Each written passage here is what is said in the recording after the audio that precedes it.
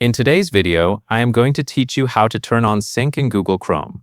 To begin, open Google Chrome on your device. Make sure the browser is fully loaded before you continue. You should be looking at the main Chrome window. Next, move your attention to the top right corner of the browser. Near the three-dot menu, you will see your profile icon. This is the account area for Chrome, and it is where you manage sign-in and syncing settings. Go ahead and click that profile icon. A small menu will appear. In that menu, look for the option that says Turn on Sync. Once you see it, click on Turn on Sync to continue.